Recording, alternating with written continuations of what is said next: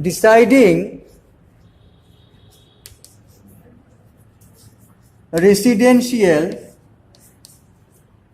status. Deciding residential status.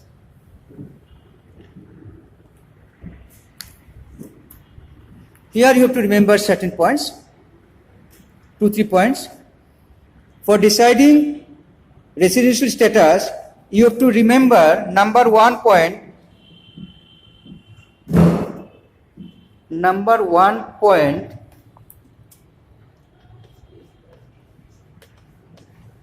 different, right? Number one, different taxable entities. Taxable entities. Different taxable entities. Number one. Under this you write number A. What are the taxable entities? Number A, individuals.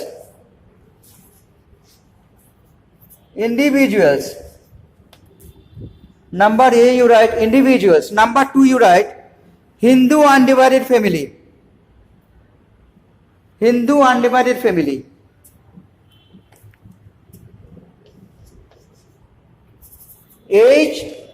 HUF. Hindu undivided family. This is a taxable entity. Then you write association of person. Association person means AOP, association of persons. Then you write joint stock company. Joint stock company, simply write company.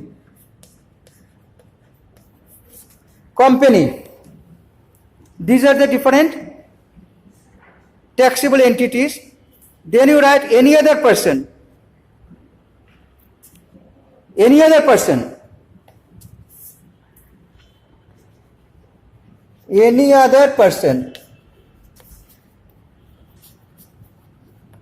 So these are actually different taxable entities. Suppose you are paying the tax, you are individual. But there may be a group like a family business, Hindu undivided family. There may be an association of persons, joint stock company. All these are, association of persons. There is one more. Partnership firm will come here. You write firm. Association of persons, you write firm also. Firm. So these are the different taxable entities. Different taxable entities, you can say. This point you have to remember first. That means residential status formula differs from one item to another item. Right? It differs from this and that. So if you want to know about the residential status, then you have to first know that there are different types of taxable entities. What are the different types of taxable entities? These are the different types of, clear? It may be another question also, suppose what are the different types of taxable entities? Or what are the persons as per income tax act? Person. This is a person actually. It is a person called. So after knowing this, why you have to know it? Because the test of residence, the formula is there. That formula is not same in all the cases. So what is difference in the formula? We shall learn it now. So next you remember different residential status. Please write next point. Different, you can write here only. That was number 1. You write in number 2. Different residential status.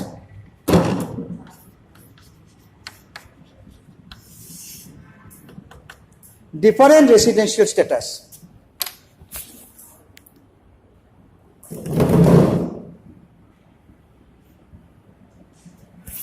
Different residential status.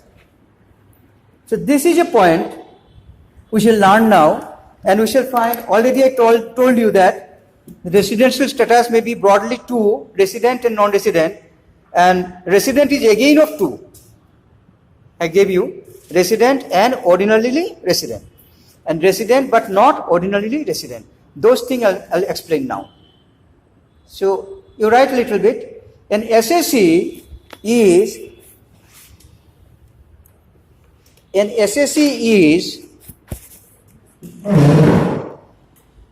either number A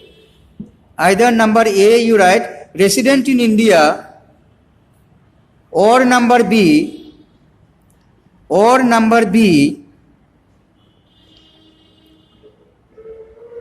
non-resident in India.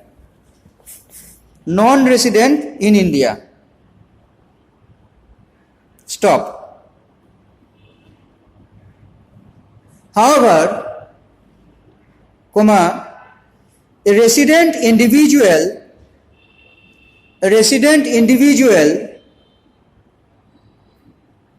or a Hindu Andivadi family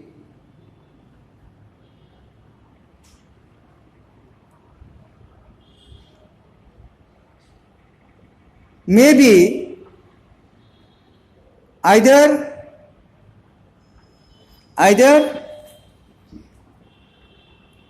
number A, you write number A, resident and ordinarily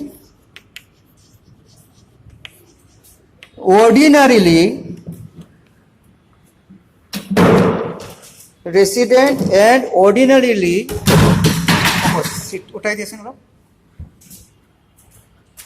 Talat थी दिया resident and ordinarily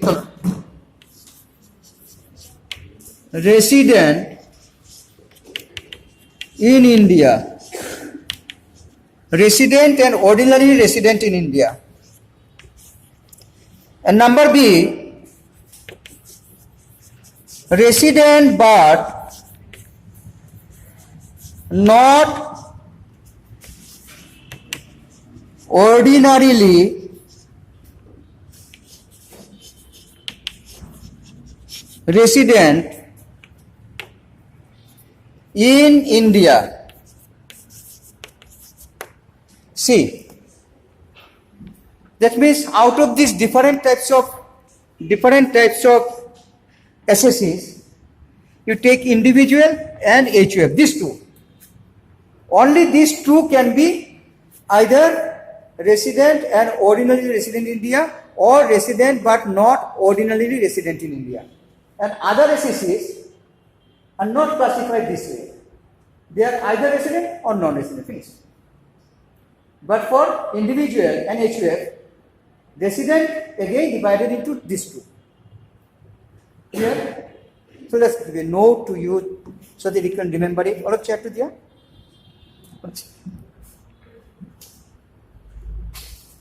Okay. Thank you. Okay.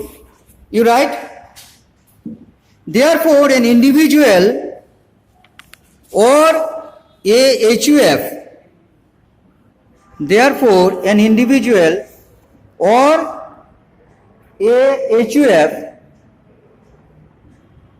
may be either individual or HUF may be either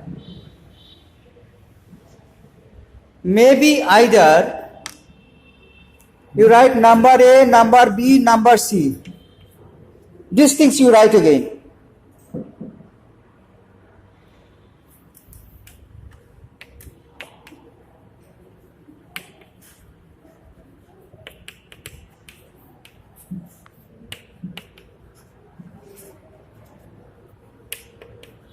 See, if it is individual or HUF, it may be 3. There may be 3 points ultimately. Number A, you can write again. You can write these things A, B, C. Number A, resident and ordinary resident in India. number B, resident but not ordinary resident in India, and number C, this is number C, this is number C, non-resident in India. So these are the three things in case of what? Individual and HUF. Individual and HUF, these three. Number 1 and number 2, both are actually resident but subdivided. And number 3 is number 3. But the other points, other SSEs are only of two groups. Let me give you right. All other SSEs,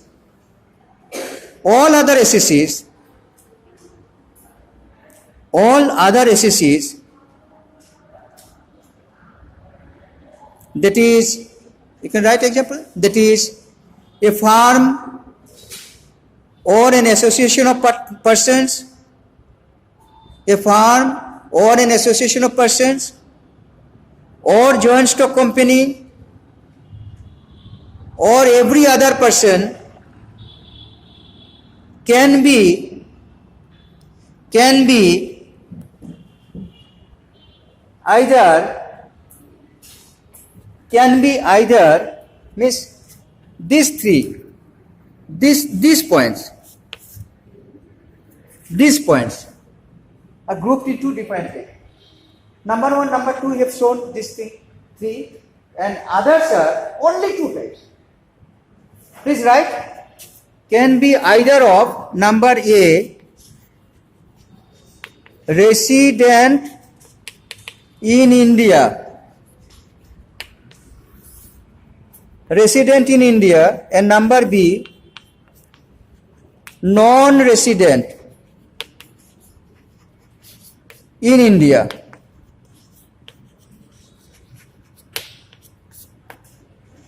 These two. That means if it is individual or HUF, it will be either of the 3. And if it is associate person, firm, company, any other person, then either of these 2. Exam clear? Individual may be of how many types? 3. And HUF? 3. Company? 2. Very good. Partnership? 2. Very good. Association of persons? Very good. So this point is clear. And now next point will be very interesting for you. I'll be taking in the next part. This will be very interesting you. This is okay, resident okay. But what is the meaning of this and meaning of this and meaning of this? This will be the next class. Now we understand resident and ordinary resident. But what is the meaning of it? For this purpose, how many days they have to stay in India? A resident but not a resident, how many days they have to stay in India? This is a calculation. This calculation I'll explain to you. Then you can determine whether a person is this or this or this, or this or this, or what. This calculation I'll be taking up in the next class. Okay, thank you.